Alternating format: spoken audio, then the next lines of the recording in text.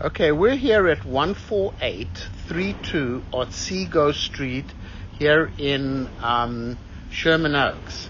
Now, there were no mainline cleanouts available to us, so we've actually got Alex up on the roof and he's running the camera from a 3-inch roof vent.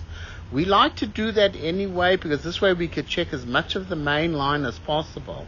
Now, while we were running the camera, we discovered another cleanout where the pipe exits the house here. It was a little bit buried under the little dirt area in the little flower bed here. It's like a little sandbox thing.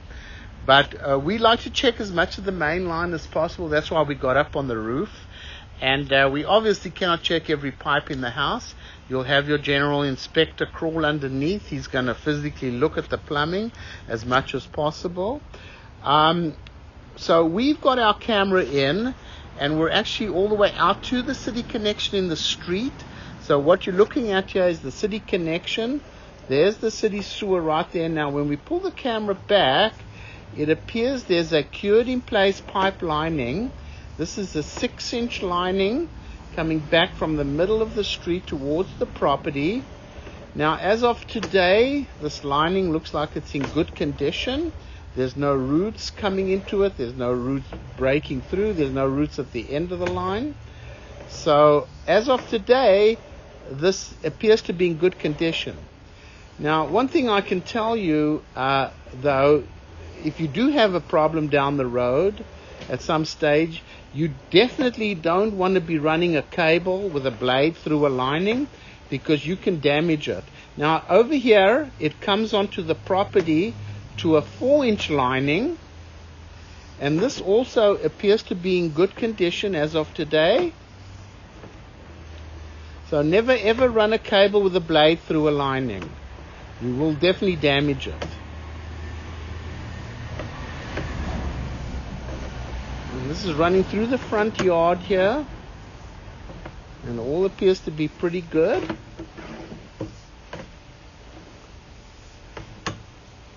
Now, right over here, this is where the outside clean out is, here in this little sandbox area. It's a little bit buried under the ground. They should have lifted it up a little more. You can see the connection over here wasn't done very well. You see it sinking down there quite a bit. So that's not a very good connection. And that's probably where you see how it sunk down there. And then what happens here is it comes to a clay pipe. Now, this section of clay pipe for probably about a good 15 feet or so is basically underneath the foundation of the house. Now, clay piping is not allowed under the structure of a house.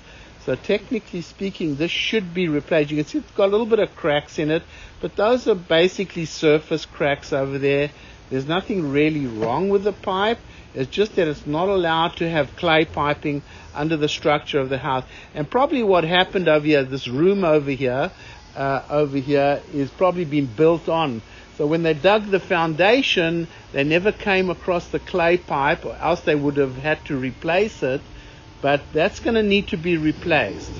It comes back to some ABS plastic, which is underneath the house now. And then it comes back to cast iron pipe. Now, the cast iron pipe, we're looking at the inside of the pipe. We cannot see the outside.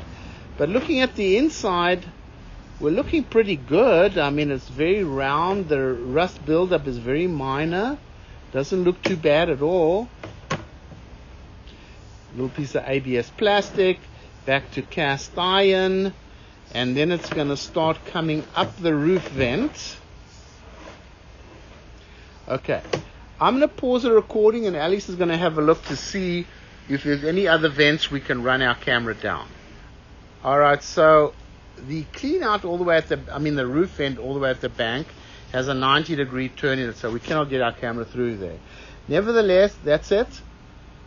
Okay, so make sure you have the general inspector crawl underneath the house. He's going to physically look at the plumbing and everything. That's about as much as we can inspect. We'll go ahead and stop the recording over here.